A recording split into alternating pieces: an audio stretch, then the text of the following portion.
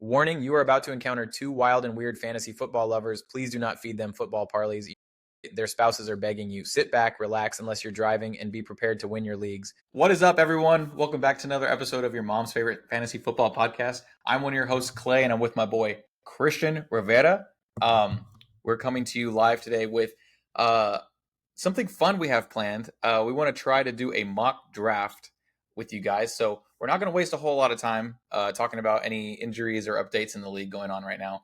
We kind of just want to get this draft going. We've been super excited to do one with each other. This is our first one that we'll get to do mock draft wise. We've been doing a lot of them individually. I've done about 5 or 6 for different leagues, kind of trying to get ready for the season. Christian, go ahead and talk about how many drafts you've done. Yeah, I'd have to recount them, but I'm the psychopath that is definitely above the number of 20 right now. But I've lost count. I'm doing at least a couple a night now.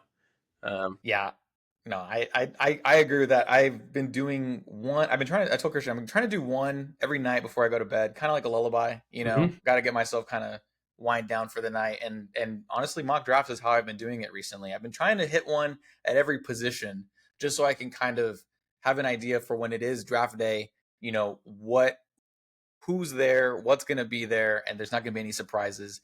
But it's also a mock draft, so I am having fun with it. Not going to be taking things too seriously. But anyway, so we're just going to chit chat for a little bit first, kind of catch up, and then we'll get right into it. So, but Christian and I, we actually got to see each other this last weekend. We went to a Texas Ranger game, and that was really sick. Christian, go ahead and talk about that Ranger game for a little bit. Yeah, it was cool being able to see each other. So, for those who don't know, Clay and I both live in the great state of Texas, but we are in different cities, right? So, being able to come together and hang out with not only each other, but some of the boys was a super cool experience. The game was a letdown, as probably most Texas team sports have been used to over the past couple of years, right? We could losing at the very end, but we had a pretty sweet setup over there that I'm sure you can talk about as well. And it was just nice to be Lexus Club. Yeah. Our boy came in clutch Yeah. and he hooked us up with the Lexus Club tickets. So for those of you who don't know, that's basically where every rich person in Texas likes to hang out, apparently. I mean, this place it's like you walk in, you go down, and you keep going down. Like instead of like when you're going down closer to the field, that's basically what this was. You were taking elevators, escalators, all the way down until you can finally see out the backside that you're field level. You're down there. Yep. And you walk in and it opens up and it's our boy goes, "Hey, by the way, all this free food is here. Have at it. All the drinks, they're free. Have at it. Just enjoy yourself." And it was honestly one of the coolest things I've ever experienced, and I was very thankful to be there with my friends, with my boys. And but like Christian said, the Rangers, they they're just they're just blowing games, man. They're just blowing games. We're not huge baseball fans, obviously not in comparison to football or basketball, but we do love the Rangers, and it would have been cool to see them win. But we did get to see that Corey Seager home run. That was pretty sweet. That was sexy, dude. That was. But I got to say, I think my favorite thing of the weekend was outside of being surprised with how awesome of an experience the Lexus Club was, right? I mean, getting treated to that was super cool. But we were also there just to make it fantasy football relevant again, just because the loser in our league last year, and we'll shout him out real quick, and James, right? Good buddy of ours for a long time, had to do the 9 is I think is what it was called. And I was telling another buddy of ours a little bit ago that maybe about like halfway through the first inning, he was downing like 2 dogs, and he said, "Dude, I haven't eaten hot dogs in 10 years. I hate hot dogs." So leave it up to James to give not only a terrible, impossible punishment, but a punishment which he didn't enjoy at all, right? So I guess definition of a punishment, though, right? That's what it's Yeah, supposed to be. absolutely. The punishment definitely worked out great for us. Getting to be there to watch James do it firsthand. And I'm sorry, I definitely forgot to mention why we were there. And yes, it was for that 999 challenge. And there's nothing like a 999 challenge that's also free, which I think is also incredible because James would have probably dropped what, $200-ish with the way that we Easy. were eating and drinking. I mean, Pepto so Bismol alone. Yeah, that's right. forgetting. Yeah. I was definitely feeling it that next morning. It felt like yeah, it did not feel good either on the toilet or elsewhere. It felt really bad in my chest. But yeah, that was awesome. So we won't waste any more of y'all's time. We'll go ahead and get started with this draft. Today we are doing a redraft of a 10-man league.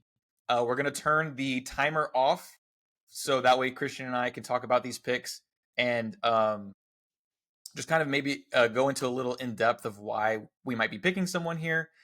So I'm setting it up right now on my screen, and you guys should be able to see it at home.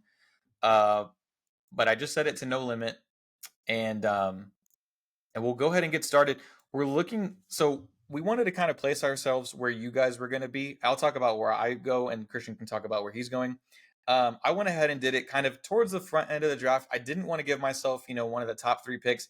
Kind of wanted to show who might be there for the 4, 5, 6. And kind of depends what kind of draft style you might want to be doing. You have your 0 RB hero leagues, or I'm sorry, your 0 RB leagues, and then your hero RB leagues. It kind of depends which route you want to go depending on who falls to you, but you also want to have a plan when you go into this. So I picked the 4 spot, and I'll go ahead and let Christian talk about a little bit about why he picked the last spot and any other tips he wants to mention. Yeah, no, I will. I picked the last spot here just because it's my favorite spot, right? He loves So it. He loves it. anybody, especially this year, I think you're hearing from all the fantasy people that you're watching probably right now. You're hearing all their different opinions, right? No matter who it is, and you're going to have a group of people who really like the last spot. I'm one of them.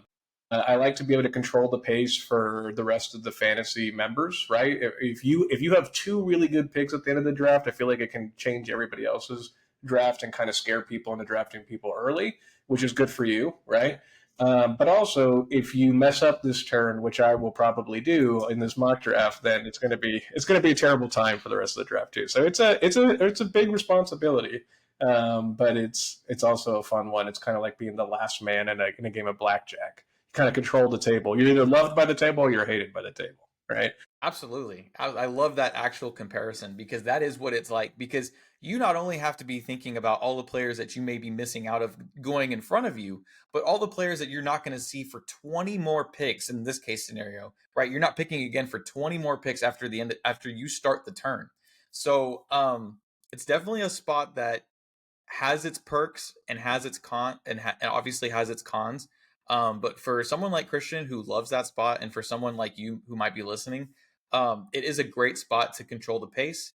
You can definitely start QB runs, tight end runs, and you can dictate basically where the next kind of round will be where everyone else will be looking at. So, but we'll go ahead and get started. Definitely super excited for Christian to be in that spot. Because I want to see what he's going to do with that as well. So we'll go ahead and get started. But like I said, 10 teams, 17 rounds. And is We this plan.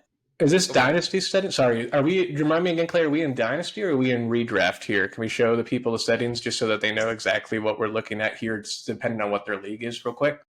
Yeah. So this is a. I'm gonna go ahead. I'm sorry. I think I had the wrong thing checked. This is a standard PPR, not half PPR. We do PPR in our own league.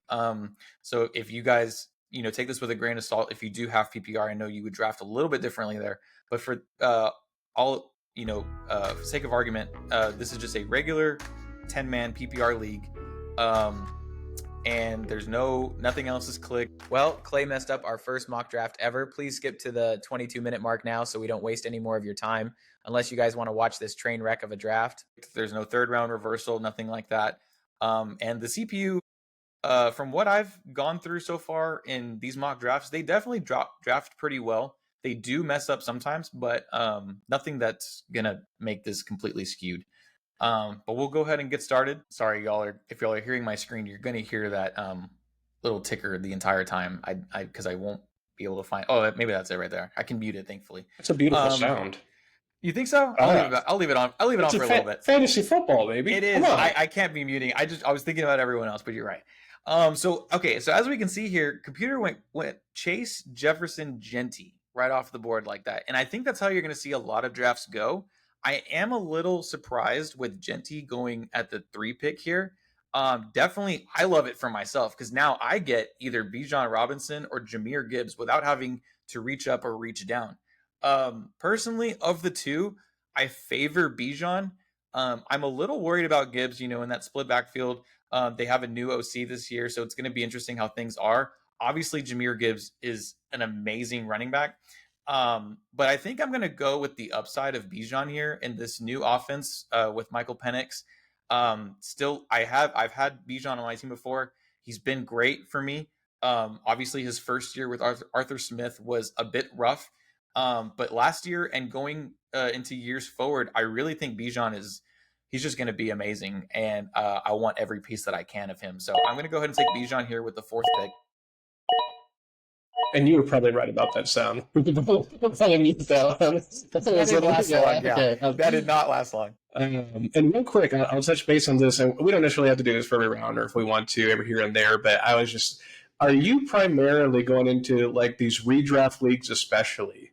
Are you hero running back? Are you trying to get as much? I mean, how do you feel about the running back position in terms of its depth before I make my pick? How do you feel about that? Because I know that is a great question. I definitely feel like from when I've done these mock drafts that the running back position it has a steep drop off. So what I've been doing is I've been sticking to at least one running back. Sometimes I go two, depending on who falls to me for round two. But if I have the chance to take Bijan at the 4 spot or Gibbs at the 5, those are guys I'm going to want to have on my team, especially in a redraft.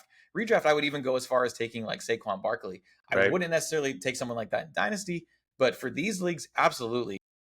Because obviously, Chase and Jefferson, either any one of these 4 guys can be going number 1 overall. But for me personally, I at least try to have at least one of these one running backs in the rounds 1 or 2, just because of the fall off that you'll see later on. Absolutely. Okay. No, perfect. And you're going to see in almost any one of these mock drafts that we decide to do with each other moving forward and show the people.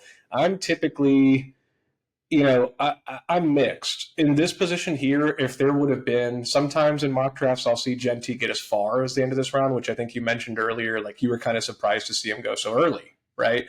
I think at the tail end of this pick, sometimes Genty's there for me. If he's there for me, sometimes I like to do the switch with him. And as crazy as it sounds, as like a McCaffrey or an Achane, I think I'd be reaching a little bit for McCaffrey if I drafted him in my very next pick, obviously, because I think ADP has him in the 3rd round. But for me, it's like I'm like, give me all the upside while it lasts, right? Especially in a redraft, it's like if McCaffrey plays a full season, I think consensus is he's going to be has an opportunity to be the number 1 running back, right? So me looking at the board here currently, and again, typically I'm a guy who doesn't like to draft running backs early. And my number 1 running back, who would have been Genty here at the end of the 1st round, is not here currently. I don't love Puka just because of the Stafford news, who's like the next best wide receiver, unless you're going to take Brian Thomas. Brian Thomas early here, and I don't like that this early on. So I think I'm going to do something crazy, and I've done this in a couple of leagues, but I'm going to go ahead and go Brock Bowers here. Make sure I have a positional advantage at tight end early. Change the pace a little bit of the draft, and I'm going to reach a little bit down into the wide receiver group who I think has the best opportunity to have an explosive season this season at wide receiver. I'm going to go Drake London. Oh, okay. I love those picks. I love the Brock Bowers pick. I think Brock Bowers is outstanding. I think like what you said best perfectly is, he is such a positional advantage. More so in dynasty than redraft, but still, I mean, having guaranteed points in the tight end position, someone who's going to get you more than 5-6 points every week, it's going to be great. He got a quarterback upgrade in Smith, and now has Genty at the running back position. Jacoby Myers is breaking out of his shell. I think that offense is something that we can see a lot of points from the Raiders this year. So love the pick there.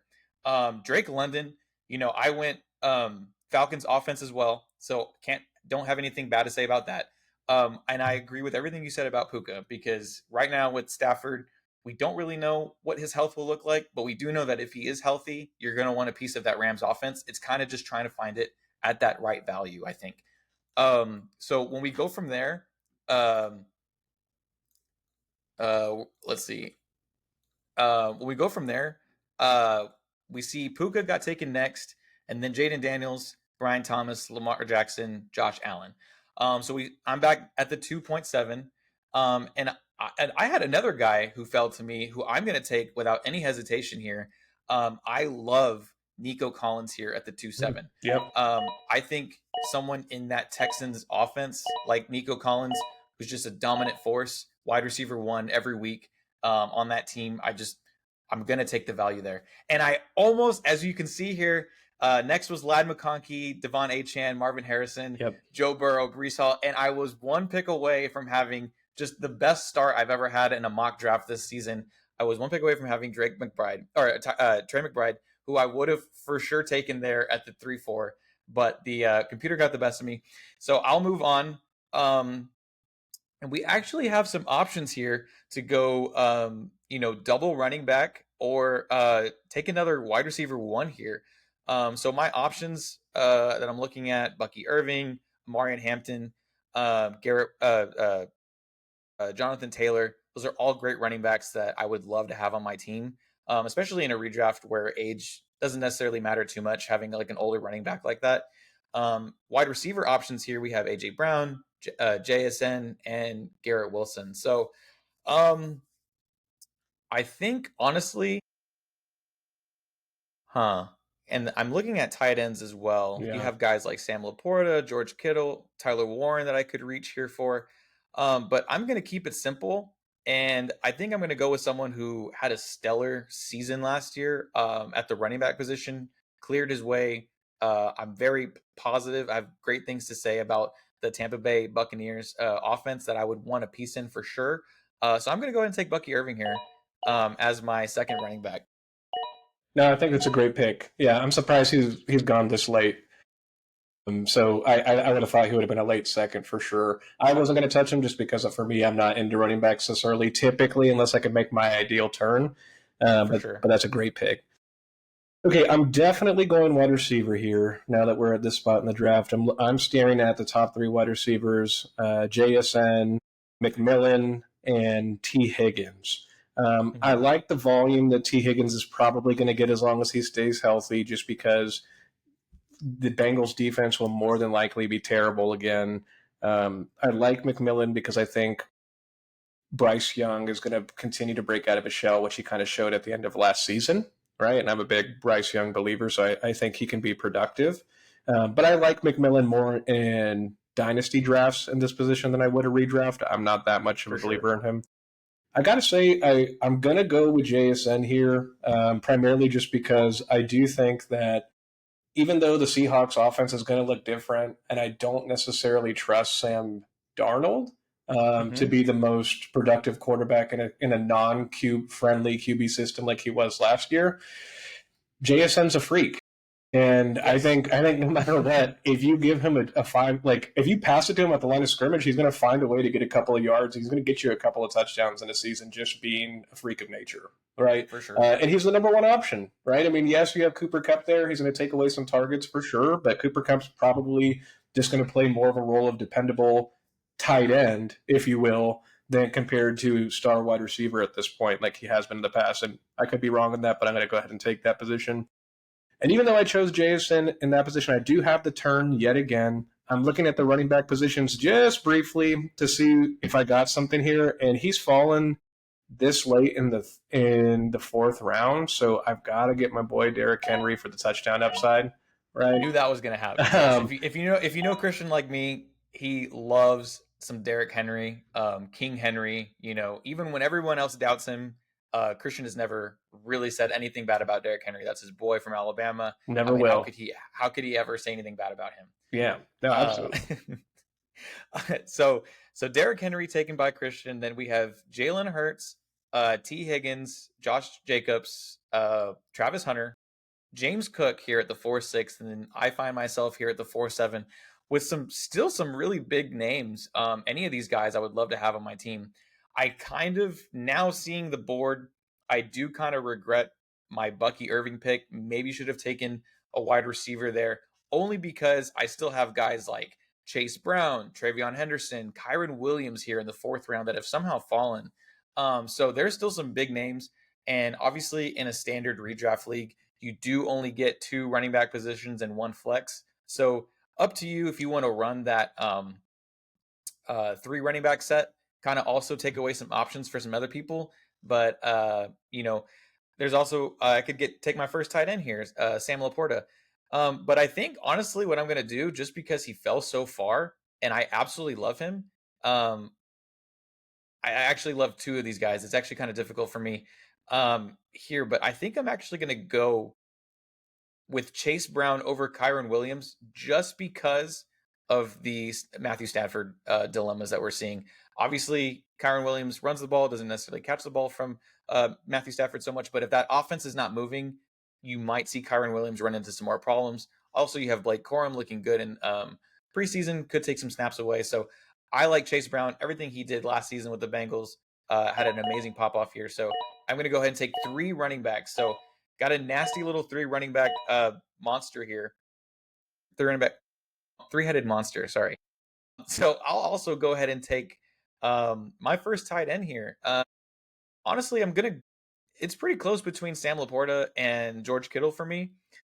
Kittle definitely more reliable. Sam Laporta had kind of a rough year last year, but I definitely think Sam Laporta gets his footing underneath him again this year in this Lions offense that's just so dynamic and high scoring that I definitely want a piece of. So I'm going to go ahead and take my first tight end at Sam Laporta. Perfect. Yeah. So then we have Scary Terry to follow, followed by K9, Quentin Judkins, Xavier Worthy, Tyreek Hill, all the way in the 5'9". That was a number one overall pick last year, falling all the way to almost to Christian here at the end of the turn. But Christian finds himself at the 5'10". And what you going to do with it? Yeah, no, definitely curious to see what I'm going to do here. And just in a little side note here for us to kind of play around with, go ahead and check your phone. Don't tell the public what you see here, but I just want you to. I'm doing a little bit of trash talk here on the side, so definitely check it out. Here, I'm looking. I think I'm looking to deepen the wide receiver marking here. I'm staring at Zay Flowers. I'm not very interested. Man, you want to restart? Yeah. All right. It's all right. We got Wait, you saw me click it. I did see you click it. I saw it the first time too, though. It didn't, for whatever reason, it didn't take. I thought it took two when you clicked it, but I saw it kept reverting back to it. And then I was like, did it come in the fourth round? Yeah, there's no way, dude. Yeah, I was kind of thinking to myself, this is insane. Okay, right. All right. So we're gonna restart this bad boy. Yeah. All right. Let's see. Do you want me to pause it or just invite you? Just invite me. It's fine. Yeah. This is the kind of spectacularness you're going to see if you subscribe to us right here. You got to be ready for this, right? We got to keep you on your toes. If you thought that was how we start our drafts, we were just messing with y'all the whole time. We were checking to make sure you guys were paying attention. Exactly. Now that everybody's awake, now we're going to get serious, right? Everybody's watching this bright and early in the morning. No. We want you fresh. All right, here we go. Let me join your invitation. Sleepers really gotta let you know what's going on here. That's crazy. All right, let's go back in here. Just got your invite. All right. I'm joining. I'll keep the same draft position. Now we're on. All right, so we'll go ahead and restart here. There goes my best draft ever because it actually should have never existed. So, and as you can see by the title, this is a redraft PPR, and I'm going to go ahead and show Christian the settings just to double check. PPR. Yep, looks good. Okay, all right. Let's go ahead and get this bad boy started now. There's the noise. All right, so here we are again at the 1-4. And we see a Saquon Barkley going first overall in this redraft. I have yet to see that, actually.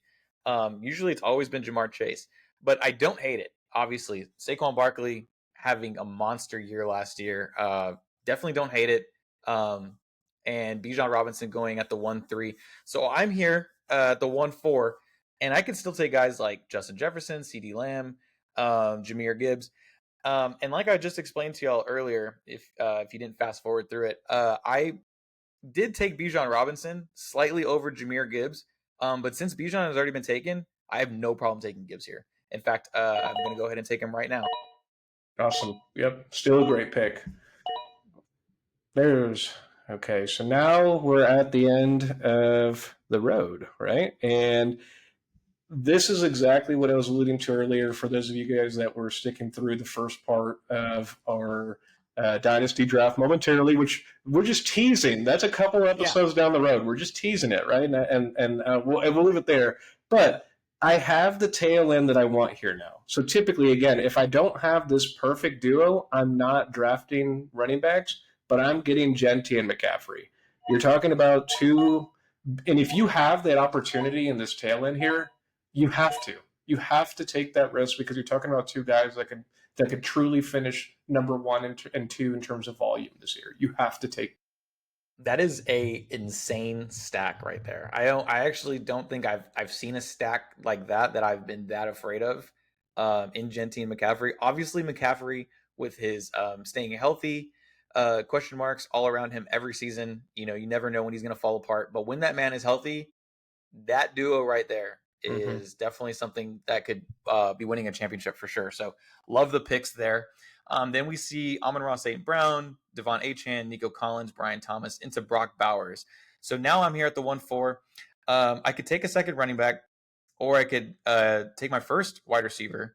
Guys I like here, still Bucky Irving is there for me to take. Guys also like Lad McConkey, Trey McBride, Jonathan Taylor, also right here. I think I'm actually going to do something different compared to the first mock draft. So I'm going to go ahead and take Lad here just because Lad last year was incredible. I think him and Justin Herbert have such a great dynamic going. I want a piece of that. Then we go into A.J. Brown, Drake London, first quarterback Lamar Jackson, Jonathan Taylor at the turn into Bucky Irving, Josh Jacobs, and I have myself again here at the 3-4. And I could take the first quarterback, or my first quarterback being Josh Allen here, but I think I'm going to take like what Christian was saying earlier. I think I'm going to take a positional advantage here, someone who's going to be solid every week, and I think he fell to me perfect. I'm going to take Trey McBride.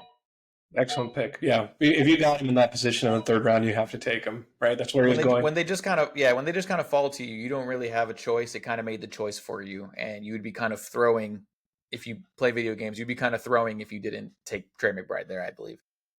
Absolutely. I'm kind of stuck in a weird position here. Tyreek Hill's fallen a little bit late in the draft. I definitely was going to go Trey McBride if he slipped all the way here. Considering George Kittle, right, which I would be reaching, wouldn't really be reaching for him because he's at 37 overall. Definitely going to be a volume based tight end, and with the injuries that the 49ers have at wide receiver currently, you would expect him to get a lot of targets early. Only thing I'm concerned about Kittle right now is health because he's going to be getting so much volume and he's a little bit older. Guy's a true beast. So I don't know. I'm torn, but I'm going to follow my strategy of if I didn't get Bowers and if I didn't get, Trey McBride early, I'm going to skip the tight end. I'm going to trust my gut here.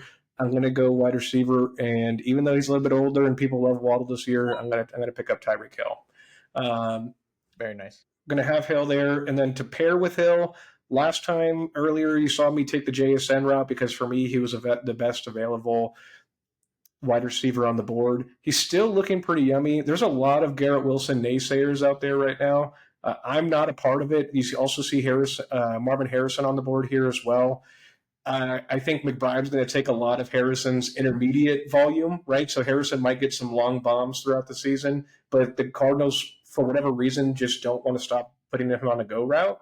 So I'm going to go with Wilson. I think when we've seen Justin Fields play well, he can give you really good wide receiver fantasy production just because he targets the same person over and over again, right? No, absolutely. I'm actually kind of sad that you took Garrett Wilson. I love me some Garrett Wilson. In fact, I traded for him last year, midway through the season. I think Garrett Wilson with this Justin Fields dynamic could be something that's really, really special. So great picks there, Christian. Then we move into James Cook, into Jaden Daniels, uh, Jalen Hurts, Marvin Harrison Jr., Scary Terry, and I'm here at the 4-7. And I have some options in front of me that I really didn't believe I would have, just because based on previous drafts and other things like that. But we could take a top wide receiver here and stack him with Lad McConkey and Jackson Smith in the Jigba. or take, a solid running back option like Alvin Kamara or Amari Hampton, since this is a redraft. I wouldn't necessarily take Alvin Kamara in a dynasty, especially not this early, but he's been consistent, probably been the only consistent things for the Saints when it comes to scoring points. He gets his receptions. And he's going to have a new quarterback here. Tyler Shuck, previous Red Raider, Louisville Cardinal. Oregon Duck.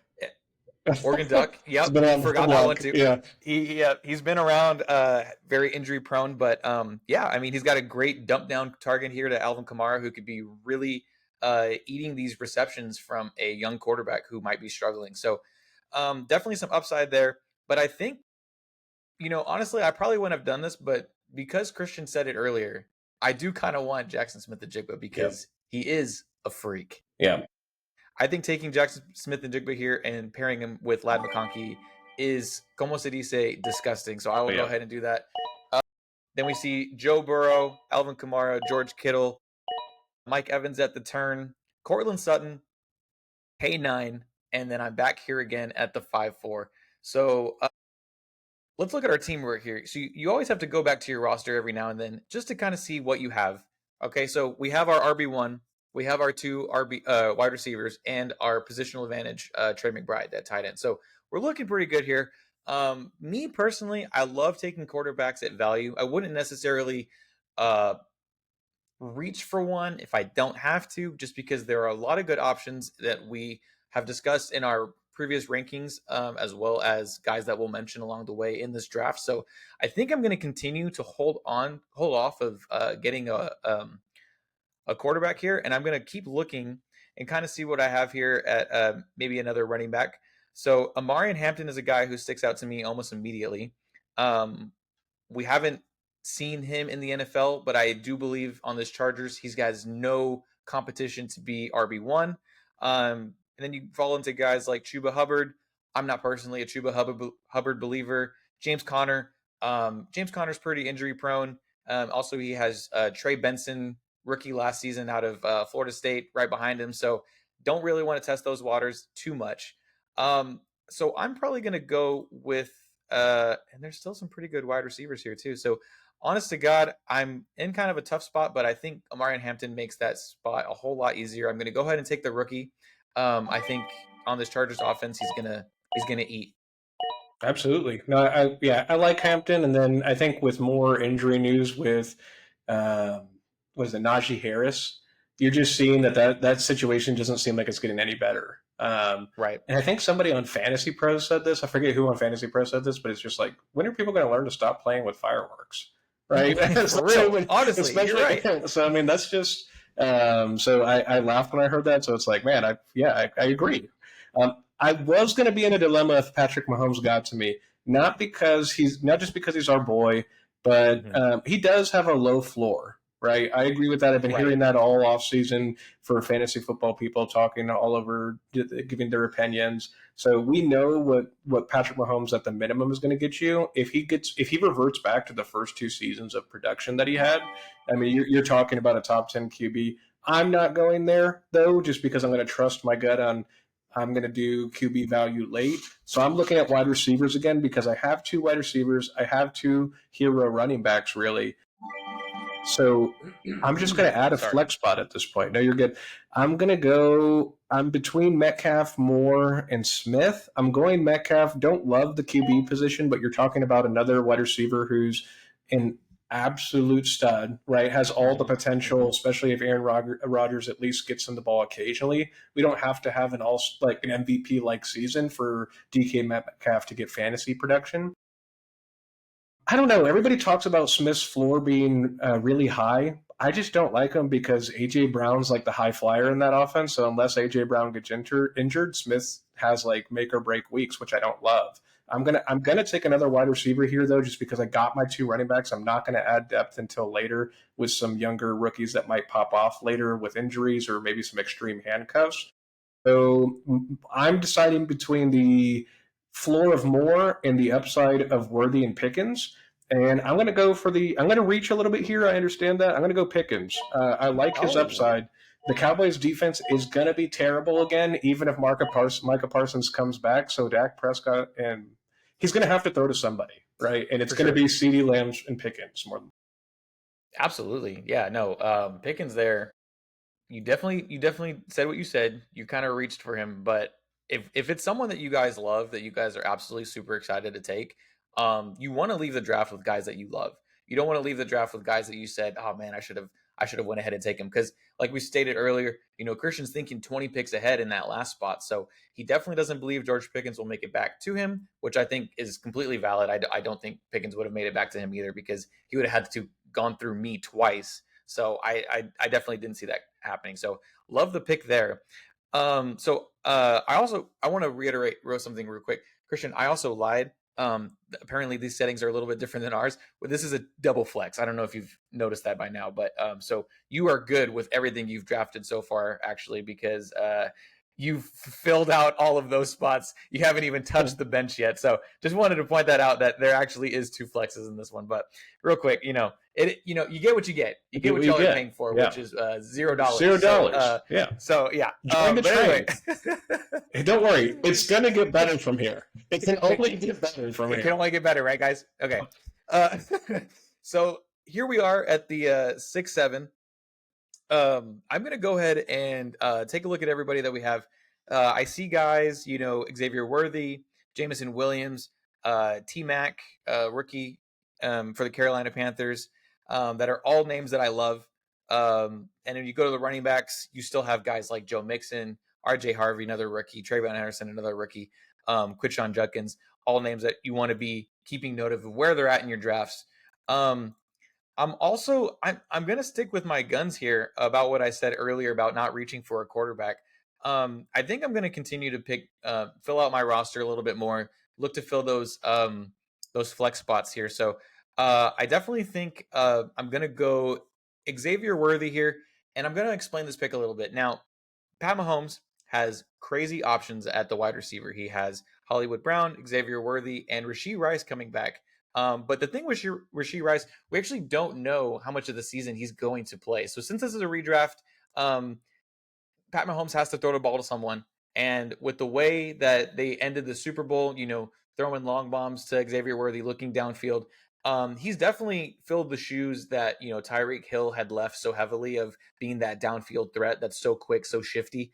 I'm not saying he is Tyreek Hill, but he is Tyreek Hill esque in the sense that he's going to be getting those deep balls. So I think I'm going to take Xavier Worthy here at the 6-7, followed by T Mac, Joe Mixon, RG Harvey, Isaiah Pacheco, another Chief, Jameson Williams, and Jalen Waddle. I'm actually very happy that the computer went ahead and took those two wide receivers, because I'm going to stay away from Jalen Waddle and Jameson Williams this year. Jameson Williams to me is just very like big play, hit or miss. Could get you a lot of points, could get you no points. And Jalen Waddle, very similar to his quarterback, very injury prone, very injury esque.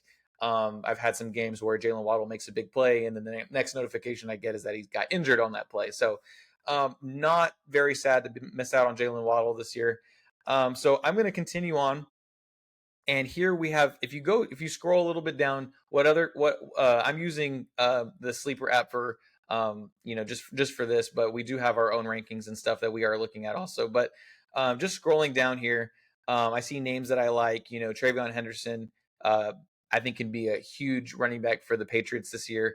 Chris Olave, another injury prone guy who I love. Wish he didn't suffer so many injuries, because his ADP is super low this year. Calvin Ridley, I would probably stay away from. Jerry Jeudy, he's very quarterback dependent. And as you know, the Browns have 6 quarterbacks right now, not even an exaggeration. So kind of, I'm leaning towards the Travion Henderson pick right here. So I think I'm going to go ahead and grab him, another rookie. And then we see Travis Hunter, Travis Kelce, TJ Hawkinson, DeAndre Swift, Aaron Jones into Christian's 7-10. So I kind of feel like the purple guy from Marvel. What's his name? Thanos. Thanos. Kind of feel like Thanos here, where it leads back to me. I'm inevitable, right?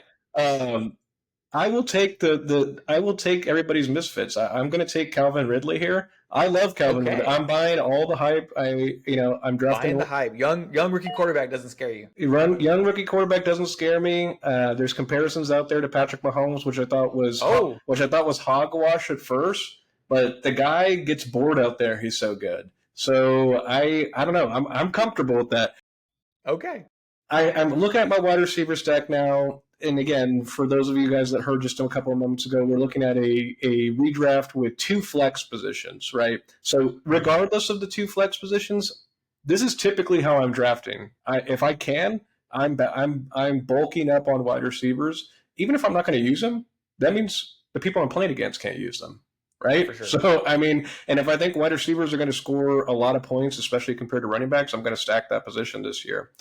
So I'm looking at the board. I don't have a quarterback right now. I don't have a tight end. I'm actually fine not having any either of those positions just yet. I have two hero running backs. I'm definitely going to have to add some depth here in a second, but I don't like anybody at the top of the list or anybody like near the top of the list currently. I don't like anybody's rankings. I feel like I'd really be reaching there.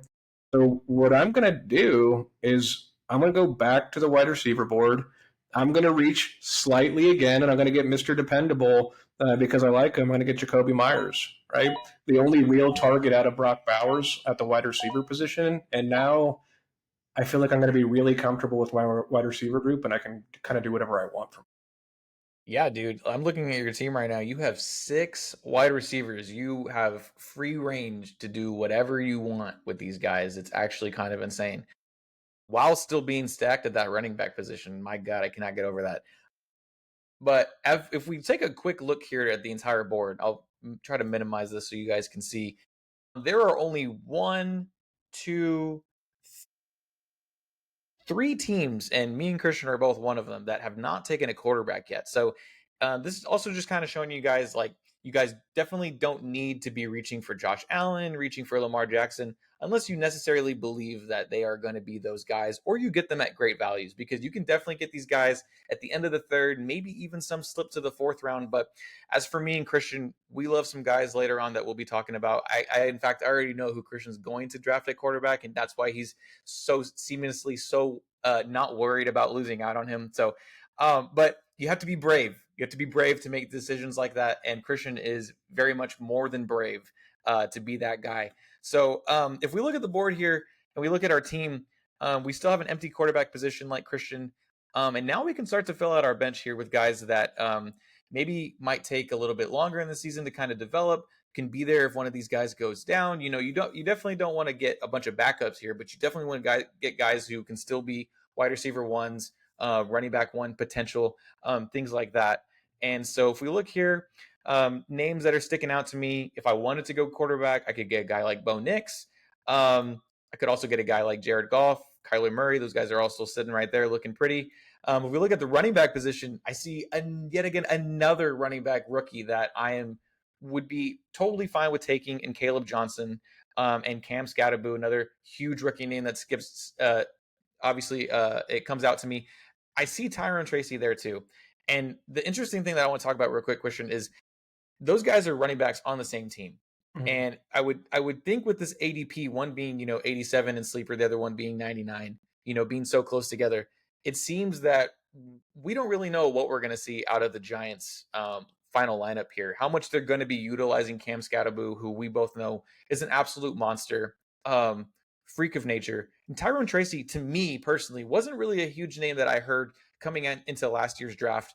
I think a lot of people got him very, very late, or they picked him up off the waiver wire. So here we are with a running back who actually does have a lot of like name potential. Saw him in college, looked great. Who would you lean towards out of Tyrone Tracy and Cam Scatterboo? Yeah, great question. I'll start by saying this: I'm trying my best not to touch Giants altogether.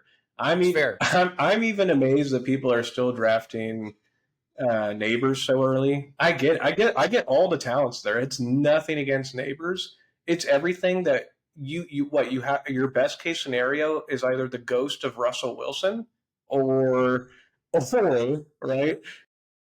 You're starting with the quarterback, a rookie quarterback in Jackson Dart, right? Is that his Yep. name? I'm pretty sure Yes. it's his name. Yes. So, I mean, it's just kind of like, okay, there might be a little bit of upside there. But the thing about Daniel Jones when he was quarterback for the Giants, or really anybody was quarterback for the Giants during Malik Neighbors' time period, he's almost like he was almost running like he was running super favorable routes. It was just a lot of volume. I just don't get it. So I get the talents there, but I don't think the quarterback position is going to be any better for Neighbors' production this year. Actually, so if you had a gun to my head, I had to choose because I wouldn't choose either of them. I would go. I would actually go Tracy. I love Scattaboo. I think he's going to be excellent. He's already dealing with some minor injuries to start the season. He is a slower running back. So I actually do. I'm going to want to be one of those weird people that think the Giants are going to walk their way into like a 50-50 split somewhere in the middle of the season, as long as both running backs stay healthy. So I think it's kind of a pick your poison. Maybe Scattaboo gets a little bit more touchdowns because he's the bigger back, so they play him closer when the Giants are about to score. And they put that in parentheses because it's like, how often are the Giants actually going to score this year? I don't know. So that's how I feel about those two guys. No, that's completely fair. So actually, I'm gonna do a bit of an interesting pick that I typically wouldn't do in a draft, but because I do feel so confident in the guys that I do have right now, I'm gonna go ahead and take someone who is actually currently suspended, in Jordan Addison. I truly believe that the lineup that I have right now, I can win some weeks without him, and then when he comes back, I have a fresh wide receiver 2 with wide receiver 1 upside on this team. So I'm going to go ahead and take Jordan Addison here. I've actually never taken a suspended player before, but again, this is a mock draft. You're supposed to have some fun with it. Try things that you haven't tried yet, and that's the whole point of these things. And then next, we're going to go. So I'm sitting here, I'm looking at these names. Could still get Bo Nix. He actually surprisingly continues to fall. Guys like Chris Godwin coming off the pup this year. Brian Robinson at the running back position for Washington looks great. Then you have some older names, big names. Stephon Diggs. Obviously, he was traded to the Patriots this offseason, so he's someone that you could be targeting. But I think I'm actually going to dig deep a little here, and I want to give myself some depth because you never know how a season's going to go. I'm actually going to dig deep. I'm actually going to go Tyler Warren because when I look at myself in the mirror, I want to have Tyler Warren on my team when I leave a draft. I actually will not leave Tyler Warren up for grabs for anyone else to get. So that is going to be my first reach of this draft. I'm going to go ahead and grab him there, especially with guys like Roma Dunze, Cooper Kupp, Travis Etienne, who I was kind of looking at get taken right before that pick. So yeah, excellent pick. I don't have anything bad to say about that thing. I don't even know if that's much of a reach now with all the volume he's probably going to get. Yeah. I've seen some reports, and they all kind of sounded like they're going to feed Tyler Warren the ball, and I want a piece of that ball. So obviously, I don't know if it's going to be Anthony Richardson or if it's going to be Daniel Jones. Kind of hoping it's Daniel Jones. Not going to lie, no offense to Anthony Richardson, but fantasy-wise, would love Daniel Jones to be throwing my tight end the ball. So we're going to see Chris Godwin to follow, Brian Robinson, Tyrone Tracy, Shakir, Matthew Golden, another huge wide receiver name coming out of camps, looking good at the 9-9, and Christian's here at the 9-10. And he's got the turn as well. So, Christian, what do you think you're going to do here? I know there's two people on the board that I'm about to pass up that I don't think get back to me if I do so.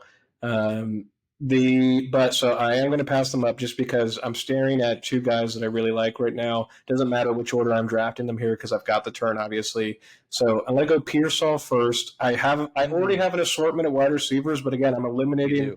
I want to eliminate my competition's depth right now. I want them to have skeletons as wide receivers. So I'm getting Pearsall just because of the upside. You have Brandon Ayuk, who's going to be out for some time. Jawan Jennings, who is hurt, right? We'll see how much of that is contract talks and how much of it is actually an injury.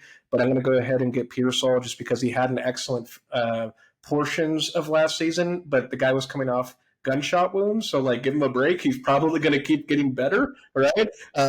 So I like that. I normally wouldn't have gotten another wide receiver because I'm wide receiver heavy here, but I could not pass up on Pearsall. And then I agree. And then I'm gonna go Jaylen Warren. There's injury history there. He's fallen a little bit, but I think worst case scenario in Pittsburgh, it's 50-50 production just because you have a veteran like Aaron Rodgers who wants consistency at running back, and Aaron Rodgers unfortunately kind of gets his way everywhere he goes, right? So it's like, I like Jaylen Warren there for the value. No, absolutely. Jalen Warren kind of goes in that conversation we were talking about with these young rookie guys. How involved is Caleb Johnson going to be in this offense? But Jalen Warren, great pass catcher. So someone like Aaron Rodgers could definitely be looking for him. Love the pick there. Then we see Stephon Diggs, Juwan Jennings, Jalen Reed, Emeka Mbuka, who I was praying this guy was going to fall for me, fall to me. But unfortunately, he didn't. Then you see Brandon Ayuk, another huge name going so late, just based on outside football stuff. But I'm gonna do it again, Christian. I know I've been talking a big game about not going quarterback, but it's almost like Sleeper wants me to take him. Yeah. It's almost like they're begging me, Clay, please take him so I can stop putting him number one on your board. Um, and honestly, we are pretty full at everywhere else. And I'm not huge on some of these names that I'm seeing just right here, especially with Egbuka getting taken off the board. So I'm going to do it, dude. And I'm not sad about it at all. I'm going to take Bo Nix here at 10-7. Yep. Straight value. And as you can see, a little quarterback run for some of these other teams' quarterback twos, and actually team two, that was their first quarterback as well. So kind of started a little bit of a quarterback run. And we see Josh Downs at the turn, another solid wide receiver there for the Colts. I think again, it's just coming down to quarterback issues. Who's going to be their guy this year?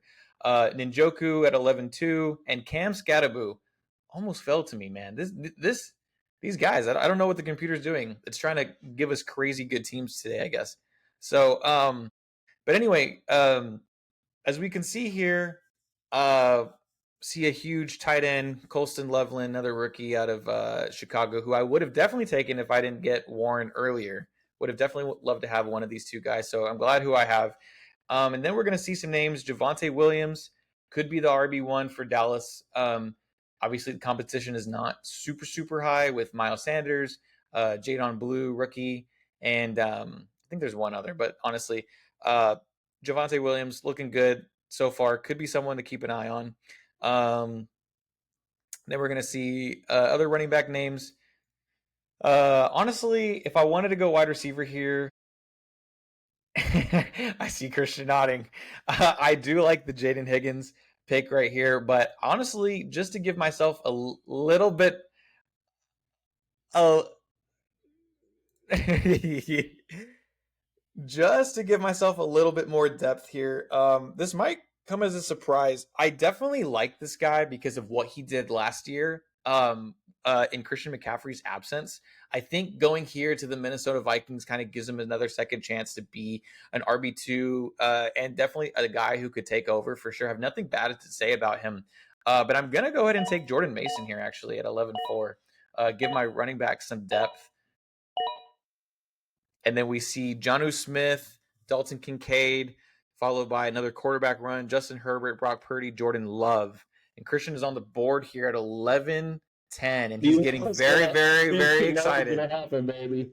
I'm ready for it. It's that time of the year. I'm gonna hype every single Cowboy fan up. How about them Cowboys, baby? Let's hear it. We're going Dak Prescott finishing. Sure. He's going to be an MVP contender this season because the defense is going to be so bad. You're going to be looking at 4,000 passing yards, at least 30-plus touchdowns. He's going to produce 2 1,000-yard wide receivers in Lamb and Pickens. I'm all about it. You saw me take Pickens earlier, so I'm taking Prescott here because he fell in my lap. Going to reach a little bit at the tight end position, which is empty for me right now. I maybe could have waited another round. I'm going Kyle Pitts. I like the upside. I know we keep burning with Kyle Pitts, but Kirk Cousins is gone, right? 1,000-yard tight end receiver his rookie season. Penix is there. He brings the juice. Who knows, right? I was going tight end value. I love it. I mean, honestly, I'm always going to be half glass. Half glass full. I'm optimistic about Kyle Pitts is what I'm trying to say. I think Kyle Pitts just has not found himself fully with this team. And I don't see a reason why it doesn't happen this year with Michael Penix taking over. This team is so young and they're still kind of finding themselves, trying to see how they fit in the league.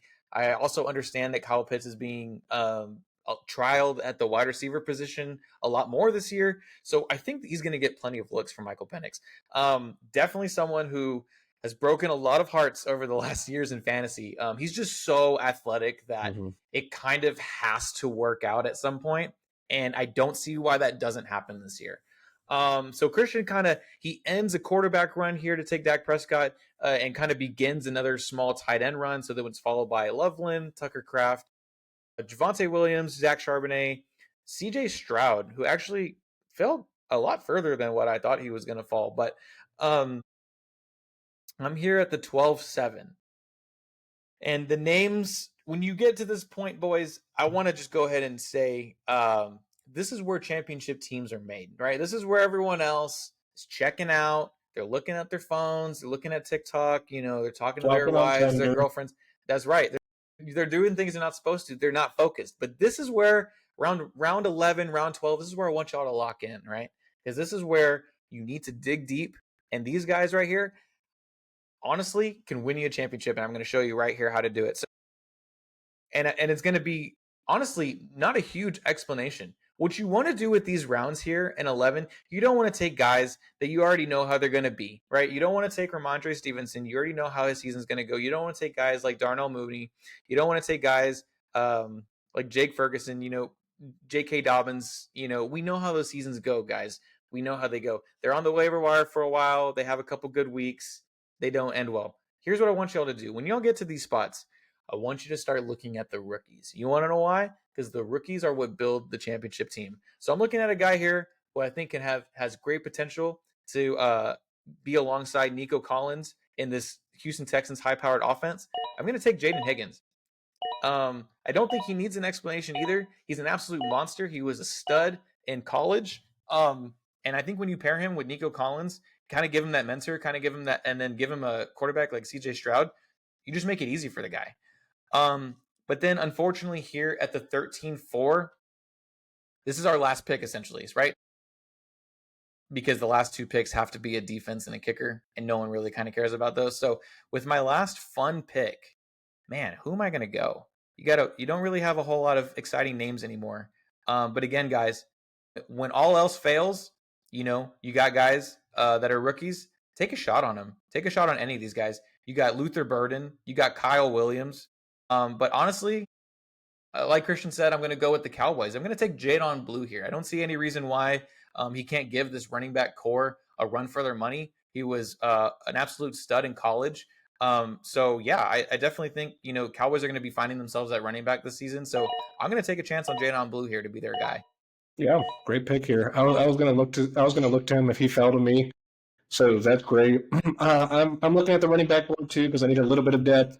I'm looking at Spears. Before the ankle injury, he was going a lot higher, right? So getting him here would be nice, but that means that I need all three of my other running backs because I'm running back thin, and I usually do that on my leagues, just run thin at running backs. I don't want one of them to already be injured. I feel like that's not a good way to be drafting Fair. currently. Mm-hmm. So I'm going to go for a handcuff here, and I'm going to go a couple of picks down on the running back board. I'm tied between Bigsby and Benson. Out of the two, I like Benson's explosiveness more because I think he's a better pass catcher compared to Bigsby. So I'm going to go with the handcuff on or with the Cardinals, and I'm going to go Benson. I'm going to go Trey Benson again. A couple rows down here, but I'm looking for that upside just in case. Golly, what's his name? Help me out here. James Conner goes down. Yeah. Absolutely. Yeah. He's very much injury prone. He was injury prone for the Steelers. For some reason, I don't know what they're feeding him in Arizona. He's been actually doing quite well, staying healthy, but how long is that really going to last? And with a guy like Trey Benson, who's right behind him, ready to take that running back one role from him, he's constantly breathing down his neck. I think Trey Benson there is a fabulous pick as pretty much the last pick in this draft. Thanks. And then I'm going to go, when it comes to the defense, I'm going to go defense first. If it was Dynasty League, I might be going kicker first in these last two rounds. But it's toss up between Broncos and Steelers. I think they're going to be right next to each other. But give me the Steelers. That's very fair. Yeah, I'm a big believer that you can change your kickers and defense pretty much throughout the league at any time. If you can hit, this is kind of your chance to hit on maybe the top 5 defense since you kind of get a free pick at it. But essentially, you could start, punting for kickers later on in the season, seeing who's good, seeing who's not. Kickers do get cut during the season. Defenses do change. So these guys are not for certain, for sure. So I'm going to go ahead and take, just for funskies, I'm going to go ahead and take the guy who hit a 70-yarder this year or this preseason. I'm going to take Cam Little. Give me that little man. Yes, sir. But that ain't a little leg. Mm-mm. That's a big leg. Big old leg. And then for my defense here, I usually typically go for teams that I could consider contenders just because, to be a championship contender in the real world, you do have to have a solid defense. So I have the Lions, 49ers, Chiefs, all here as options. You do kind of want to go for teams that could potentially get you points. But again, this is all a toss-up, guys. So I guess I'm just going to go with the Lions. You can do a little bit more research when it comes to your defense, but again, I'm not someone who's typically huge on staying with the defense throughout the entire year. And Christian finishes us off with Tyler Loop, I believe his name is, and that's pretty much our draft, guys. So I'm going to go ahead and minimize this real quick, and let y'all take a look at the whole board here. So as my team, I finished with Jahmyr Gibbs and Amari and Hampton as my running backs. Lad McConkey, JSN as my starting wide receivers. Trey McBride giving me that positional winner every week.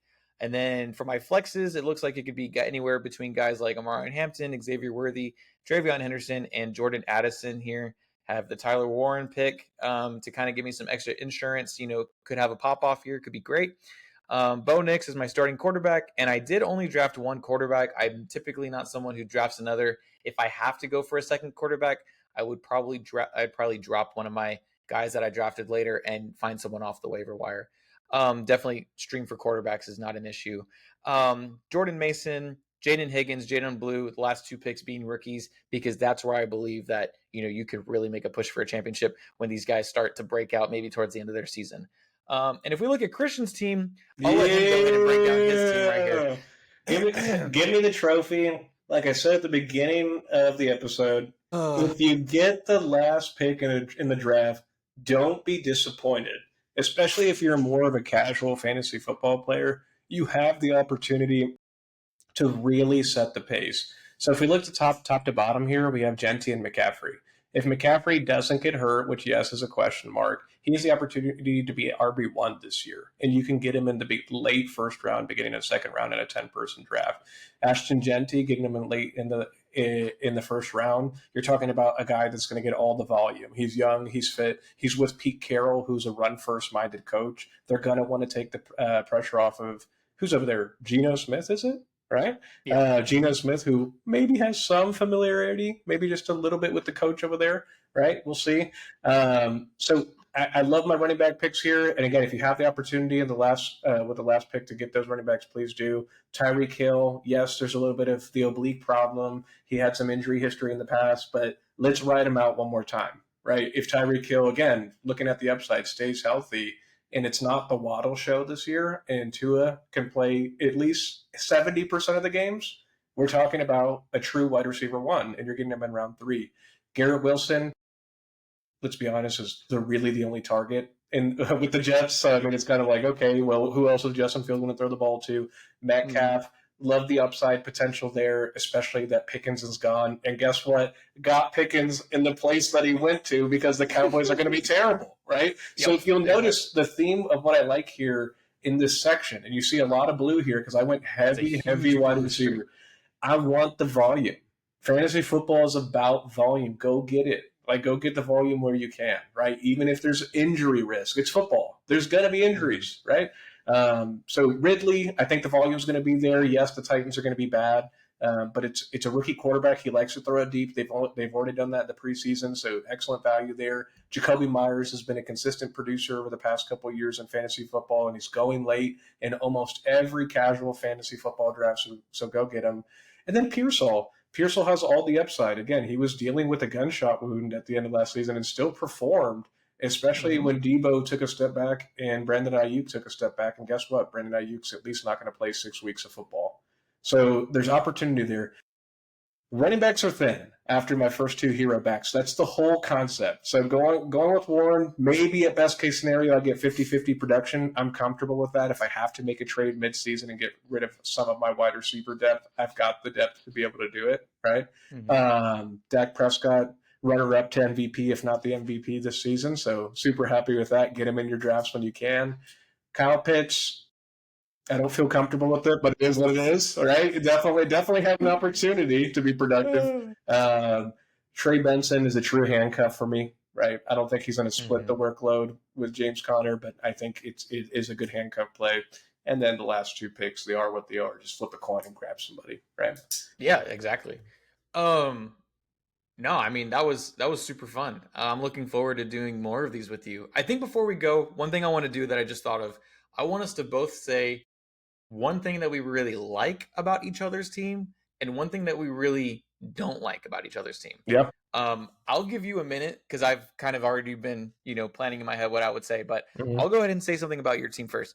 I hate it. No, I'm just kidding. I love how aggressive your draft is with the hero 2 RB setup. Genty McCaffrey, I mean, is just like, it's glorious. I don't think I've seen a prettier beginning with those first two picks. And then honest to God, guys, he gets insane value here with Tyreek Hill falling all the way to the end of the third. I mean, this is a guy who was going first overall just a year ago, and not much has changed about him, more so than his quarterback situation. I mean, that's just the most unreliable part of it. But I mean, get a guy. I mean, if Tua does manage to stay healthy, I mean, we could be looking at another insane season from Tyreek Hill. So, and then again, you follow the Garrett Wilson, wide receiver 1 over there for the Jets, DK Metcalf. Don't disrespect DK Metcalf, guys. Just because he got traded to the Pittsburgh Steelers, this is a guy who's still going to have Hall of Famer Aaron Rodgers throw into him. So, I mean, you can maybe disrespect Aaron Rodgers a little bit. I'll take that. But DK Metcalf is still a machine. I mean, I would still be very happy to have DK Metcalf on any of my teams. And then George Pickens, again, I think is going to be a huge – I wouldn't call him a sleeper. He could definitely just be a league winner, though. God forbid also anything happened to CeeDee Lamb. The Cowboys still have a great wide receiver 1 in George Pickens. So that's a guy who can fill the role, step right in immediately. Then we look at his next 3 picks, Calvin Ridley, Jacoby Myers, Pearsall. Just see, honestly, a lot of upside potential with those guys. Into Jalen Warren, Dak Prescott, everything he's kind of just said, guys. But I will say, if I had to say a thing that I didn't like about Christian's team, it's going to be it's honestly, it's more so for his sake. It's going to be how scared I would be for his running back situation. Just in the case, because we do have to remember, guys, Genty has everything going for him. He could have a unsuccessful first year, similar to like Bijan Robinson or something. We've seen it before. Guys who come in, we think they're going to be amazing, and they end up not doing so hot. It could be an adjustment period to the league. So taking him there, and then Christian McCaffrey, this man, we don't know what happened to his legs last year. I mean, do you know he had to go all the way to like another country to have surgery done or something like that? They said he was going to be ready by week 1, and then he never was ready. So there was just some scariness to Christian McCaffrey. But again, when he is healthy, I mean, he is a machine. And then the problem for me would just be the drop that you see from McCaffrey to Warren is just, I think that's a little, I think I would just be a little too nervous each week. If one of my guys goes down, Warren has to be, available to step in immediately. So I guess for me, I would have maybe taken at least one less wide receiver. But again, I mean, this team, like he said, he has insane depth. He went out and got it. He got the wide receivers that he wants. And, who's to say that he couldn't trade one of these wide receivers, for another running back should one of his guys go down here. So, and honestly, the Kyle Pitts, that's a 50-50 toss-up for me. I don't see anything wrong with that pick there at the bottom just because, he goes so late. You don't waste any value pick on him, and he's still someone who could have an insane tight end 1 year this year. So that's what I'll say about your draft. Other than that, I would rate it give it an 8 out of 10. I thought it was very, very solid. Very, very solid. Yeah. I like it, dude. I like the compliments from you. It makes me blush. All right, now say something nice about me, please. Yeah, I've got some things written down. I think number one that I like about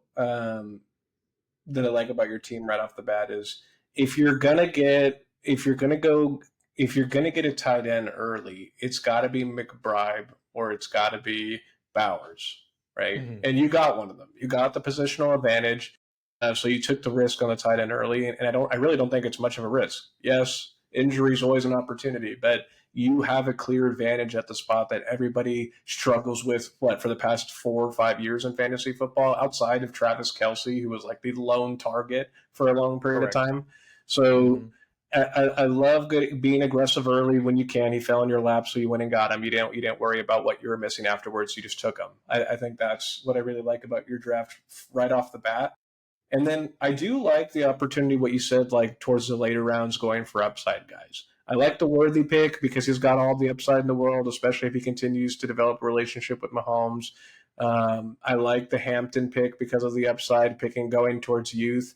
And I really do like getting somebody. Obviously, Higgins. I would have even reached for him earlier when I was nodding my head, right? But you getting Yeah. Higgins that late is a steal. I don't know if that happens in a draft full of humans, and that's why these mock Yeah. drafts are fun, right? Exactly. Exactly. Just so we can talk about these things. Taking the upside on Warren too, I really like. I would just say almost like a kind of a and that's all the things I do like. So upside almost at every position past, I would say like the fourth round really is like, hey, Mhm. you got your for sure guys, and then you were taking like your big, not I wouldn't say big risk, but you were going for guys that you were kind of uncertain about. But if they really hit, you're gonna win. You're gonna win leagues, right? And something like that.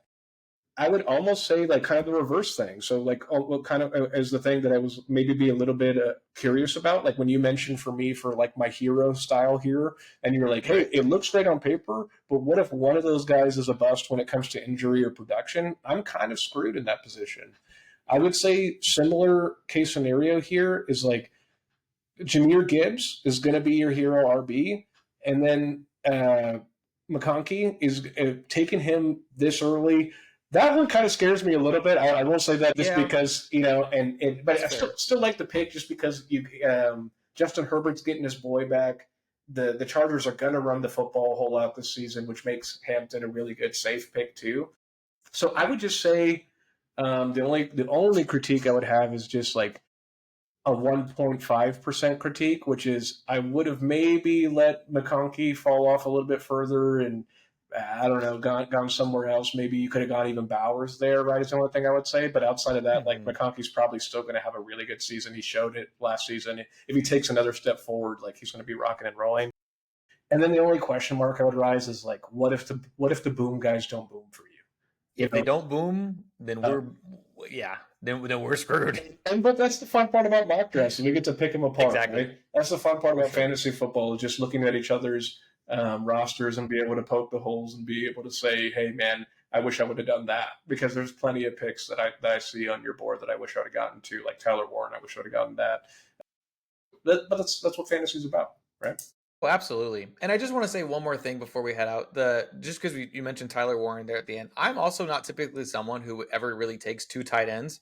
I just kind of in that spot, you have to take the talent that you see. So essentially, kind of what Christian had mentioned earlier about taking talent away from other opponents, because that's also what you're trying to do. You're right. You're trying to make your team super stacked, and if you can make it a little bit thin or spread the talent for your opponents out there, then you can do that too. So honestly, having two tight ends kind of gives me that extra security blanket. Not that I don't believe in Trey McBride at all. I hope he, does everything that he's supposed to do. But it just comes also just having that little insurance pick, but also just taking him because he was there. I mean, I never really take two tight ends, but in that instance, I mean, I looked at the other names, kind of looked at my sheet.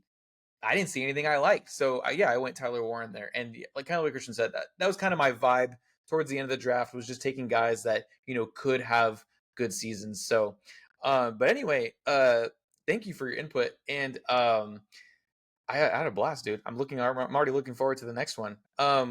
We will probably be coming at you guys with either a dynasty or a redraft 12-man league, one of the two. We'll change it up a little bit, make it a little bit bigger, or do a different draft altogether. So, but yeah, thank you guys for joining us. I know we kind of rambled on there at the end, but we just kind of wanted to get our points through. You try to talk so fast and kind of get as much as you can out there, but we're trying to also not forget anything as well. But Christian, I'll let you sign us out. Yeah, I'll sign us out. We're both repping the brand, right? So we got to get the brand in there today, right? Texas Tech football and Texas Tech, the brand in general. We're coming, right? We're That's coming. right. We got the big donors this year. Everybody's going to be so mad about it, but we're going to love it, right? We're going to love it when Oil money. Let it drip. That's exactly right. And last thing on that I'll say before we close it out here, hot take for college football of the year. Oh, let's go. You know how they put that orange team at the top of the AP polls right now? That stinky ass orange team. Yeah, I know. I know them. Give it 6 weeks, and we're going to be flipped. We're going to see the Scarlet. 6? Oh yeah, baby. We're going to see us at the top of the polls in 6 weeks, and we're going to see that orange team start to trickle down. So that's my college football hot take of the year so far. I mean, they're going to start off the year 0-3 or something like that. Something like that. Yeah, it's going to be crazy. Get blown out opening week. It's going to be amazing. And they'll still be ranked in the top 5 somehow. 0-3. Probably. Yeah. But okay, so we got that going for us. And just as a reminder, guys, to close this out, I think we're both super excited about being able to put this content out for y'all. Let us know what you guys want to see in the comments. Definitely give us a subscribe. And then, enjoy the chaos that you're going to see with us, right? I mean, where else are you going to see fantasy football content where we're teasing you, we're giving you dynasty, we're giving you this, we're giving you that, we're keeping you on your toes, right? So join us for the ride. I think you guys will enjoy a lot of the content moving forward. But we look forward next time to talking with you guys on your mom's favorite podcast. Absolutely. All right, guys. Well, y'all have a good night. Thank you for joining us, and y'all take it easy.